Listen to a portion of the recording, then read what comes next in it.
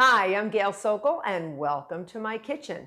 Today we're celebrating St. Patty's Day with a Guinness-Spiked chocolate cake that is scrumptious and yet not too sweet and a little bitter from the Guinness. So it's actually perfect.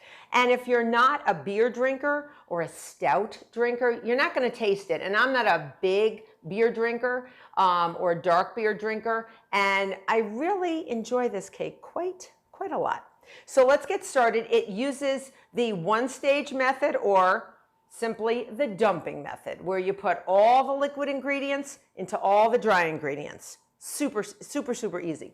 So what I've already done is I have greased parchment papered with a parchment circle, greased again and floured and dumped out the excess flour in a 9-inch round cake pan. If you want to see how to make a cake circle, a parchment cake circle, I have a great video on that. So we're going to set that aside. You always want to do that first, and we have preheated our oven to 350 degrees Fahrenheit. Okay, so we're going to get our dry ingredients ready. So we're doing little bits of mise en place. We're getting little bits ready so that once we get started, boom, within 5 minutes, this batter is done, ready for the oven. Super easy, super simple. All right, so in this bowl, I have 1½ cups of all-purpose flour. I'm going to add 1½ cups of granulated sugar. 1 teaspoon plus 1/8 of a teaspoon. If you don't have 1/8 of a teaspoon, like a measuring spoon, just take a pinch. All right, it's about 1/8 or 1/2 of a quarter of baking soda. So that's 1 teaspoon plus 1/8 of a teaspoon of baking soda, 1/2 a teaspoon of table salt. Put that right in there.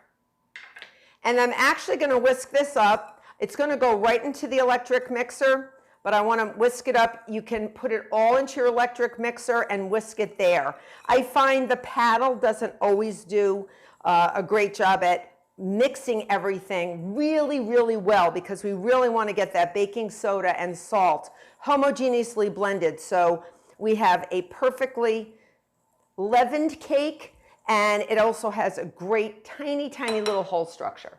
So I'm going to put that right into our electric mixer. That is our dry ingredients. That's it. All right. Now, what I did ahead of time is I took 3/4 of a cup of Guinness Stout and 1½ sticks of butter. That's about 3/4 of a cup of unsalted butter. I put it into a small saucepan and let it come to a simmer. Took it off the heat, and then I added 1/2 a cup plus 1 tablespoon of Dutch processed cocoa powder, whisked it up and let it cool slightly, okay? And so that's some of our wet ingredients. Now over here I have 1/2 a cup, I'm gonna actually use a spoon, 1/2 a cup of whole milk plain yogurt. If you don't have yogurt, you can use sour cream. What we're looking for is an acid. So this acid in the yogurt is going to react with the baking soda. And 2 eggs. That is our liquid ingredients, folks. That's it. And if you don't whisk it up totally, don't worry about it. It's going to whisk up in there. It's going to mix up in your mixer. And then we're going to mix it all up, and that's our batter. Simple. Easy peasy. All right, so I'm going to put my paddle attachment on. Like I said, this is known as the dumping method or the one-stage method. And I'm just going to gradually add this. You just go one little bit at a time. If you go too fast, you may get some lumps. So that's why I have my rubber spatula. And I'm going to keep going until I've added everything. All right. And it's sort of a looser batter. It's not something that's going to be thick and emulsified like you might find in a creaming method cake. And that's exactly the way it should be. Now, halfway through, I'm going to stop my mixer. I'm going to raise it up, and I'm going to get all the good dry ingredients on the bottom. Okay. Oh, it smells so good. I can smell the cocoa, and I can smell just a hint of the Guinness, just a hint. I'm going to add the rest. And at this point, once you have your liquids added to your dry ingredients, you're not going to overmix. because you don't want to develop gluten.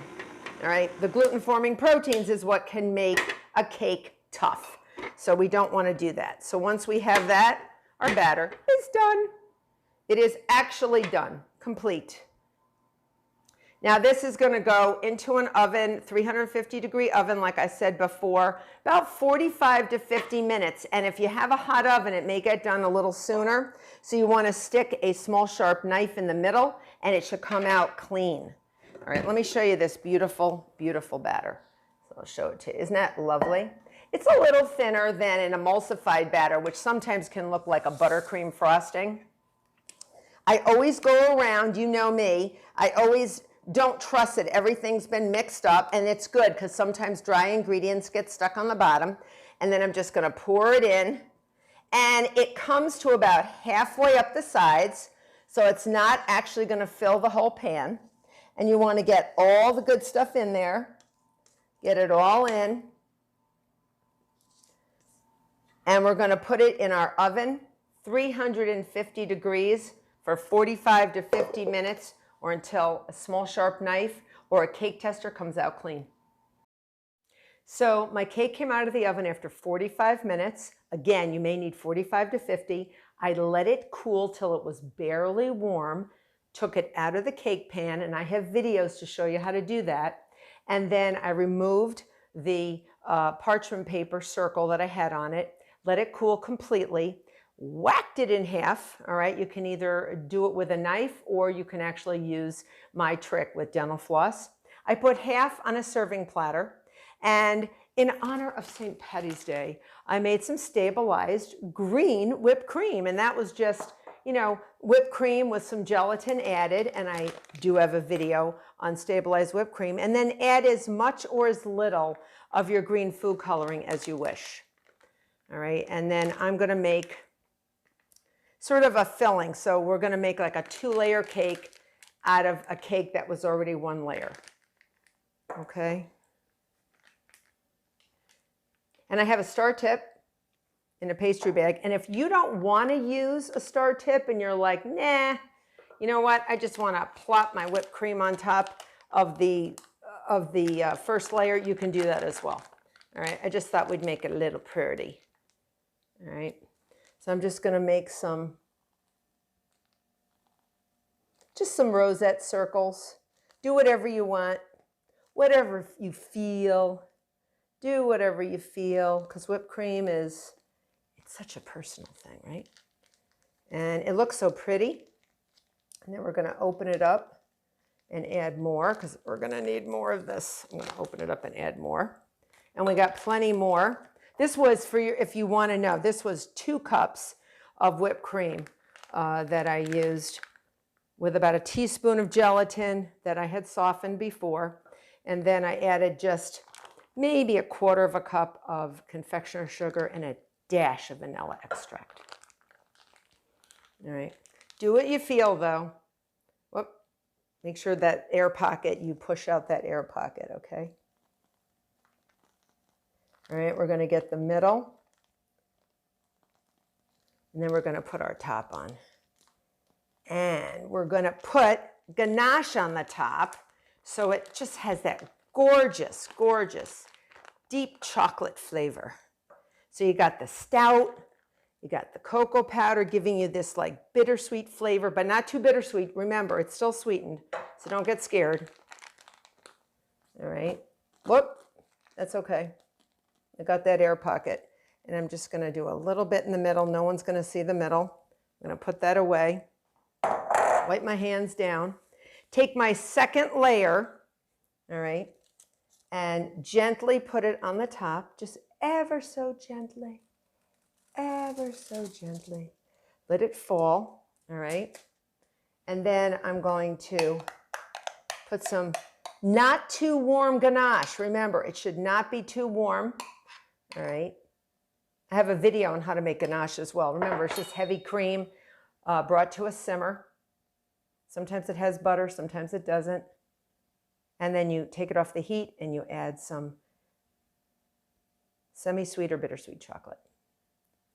And you just let it go. Oh, yes, St. Patrick's Day is perfect. So you can eat your stout or you can drink your stout. All right. So Guinness for everybody. And if you're not a Guinness person, but you're a chocolate cake person, this actually hits the spot.